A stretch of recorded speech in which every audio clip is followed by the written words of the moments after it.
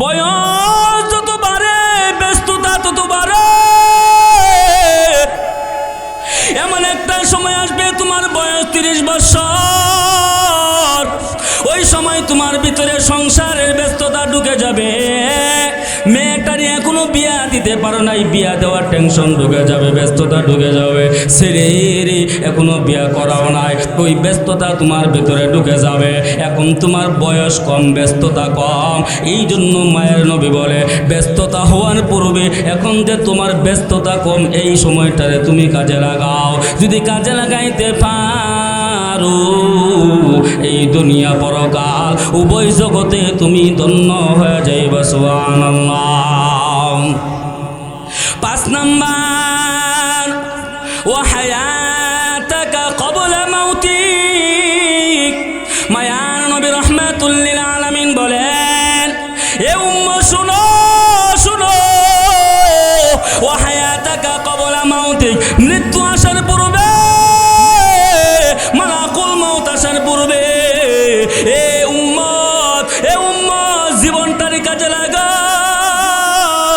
তোমার মৃত্যু আসার পূর্বে তোমার হায়াতটারে কাজে লাগাও।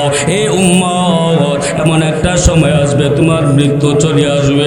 এ উম্মত ওই মৃত্যু আসার পূর্বে এখন তুমি সময় পাইতেছ, হায়াত পাইতেছ, এই সময়টা কিন্তু তোমার ক্ষয় হয়ে যাইতেছে। এই যুবক ভাই ও বৃদ্ধ বাবারা, রাত যায় দিন যায়, সময় হায়াত কমে না বাড়ে? দিলে বলেন কমে না বাড়ে?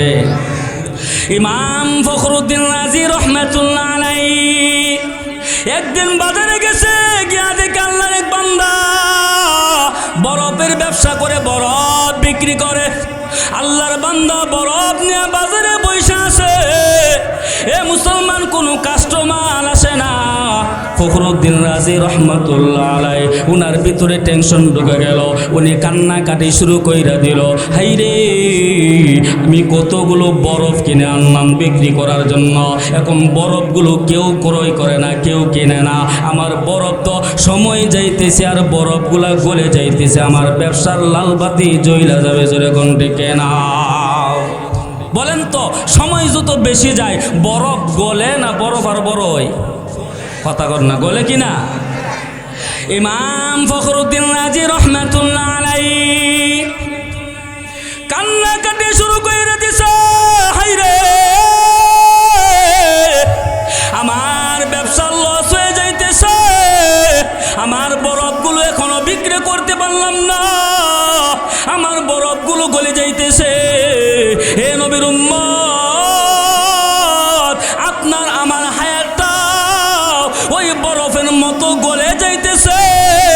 হে নবীর উম্মত, এমন একটা সময় আসবে এই মুসলমান হায়াত কমতে কমতে গলতে গলতে হে মুসলমান মালাকুল মউত আইসা ধাক্কা মাইরা কবরে ফালায় দিবি। জোরে কোন ঠিক কিনা?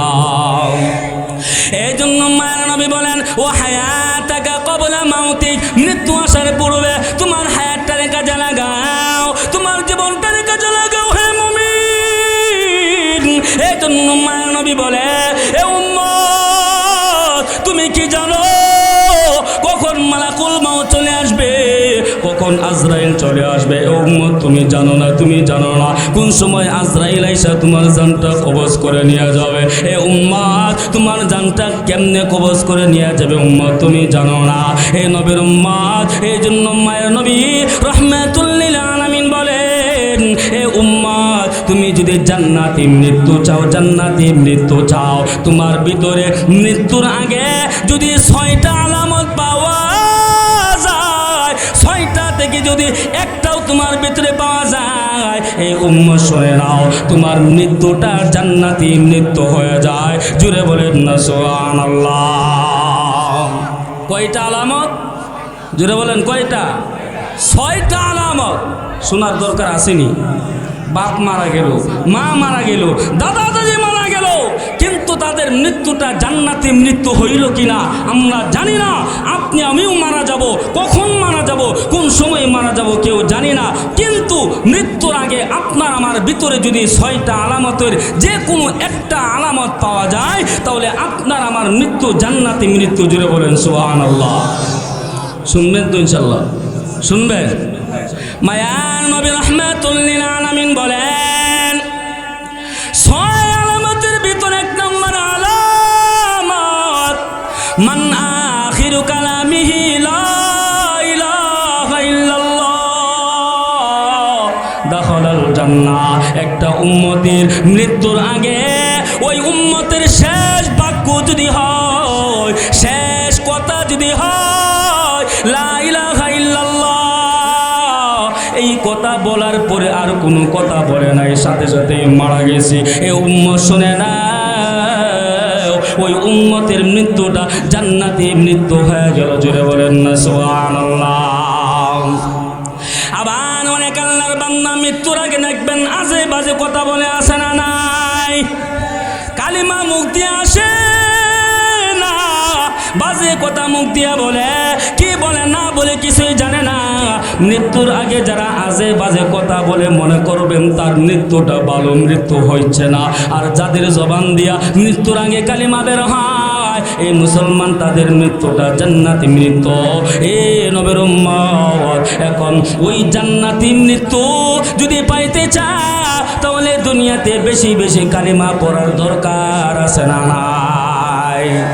এ যুবক ভাইরা, বৃদ্ধ বাবারা, এ পর্দানিশী মা গো, এ মা বোনেরা গো, দিলের কানটা লাগা শুনো, এই কালিমার দাম কত জানো?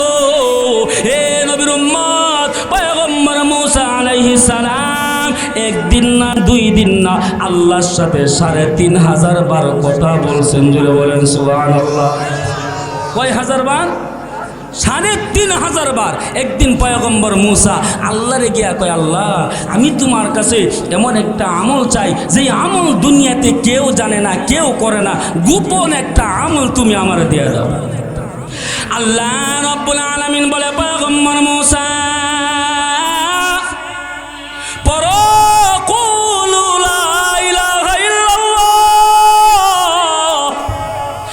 এ পয়গম্বর মুসা তুমি এই আমলটা পড়ো, কুলু লা ইলাহা ইল্লাল্লাহ মুহাম্মাদুর রাসূলুল্লাহ। পয়গম্বর মুসা আলাইহিস সালাম ডাক দিয়া বলে, আল্লাহ এই আমল তো ভাইরাল আমল, এইটা তো সবাই জানে, এমন কোনো মানুষ নাই, এমন কোনো মুসলমান নাই লা ইলাহা ইল্লাল্লাহ জানে না, সবাই জানে। আল্লাহ এটা কি কোনো আমল হইল নাকি?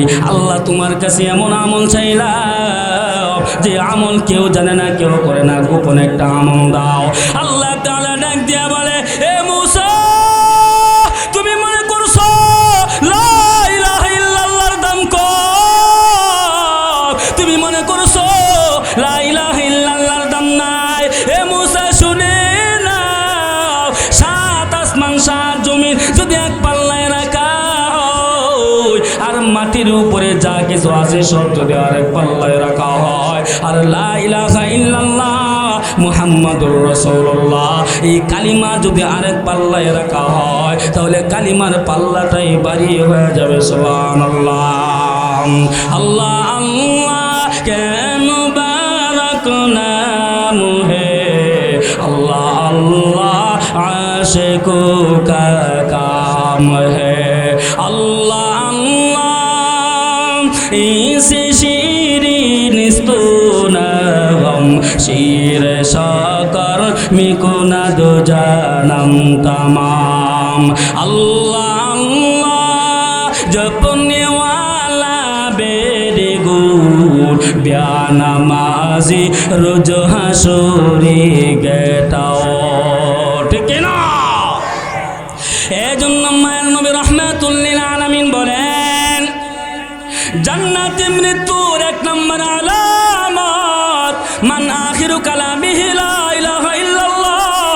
এই কালিমা পড়ে যারা মৃত্যুবরণ করে ওদের মৃত্যুটা জান্নাতি মৃত্যু হয়ে যায়। এই জন্য অনেক আল্লাহর বান্দা যখন অসুস্থ হয়ে যায়, মুমূর্ষ অবস্থায় চলে যায়, ওই মুমূর্ষ অবস্থায় ওই রোগীর সামনে গিয়া মায়ের নবী বলেন, লাকিনু মাউতাকুম, ওই অসুস্থ মানুষের দ্বারে কাছে গিয়া তোমরা বেশি বেশি কালিমার তালকিন দাও। বেশি বেশি কালিমা পড়ো, যদি নেককার হয় তোমার জবানের কালিমা শুনে ওর জবান দেয়া কালিমা বের হয়ে যাবে।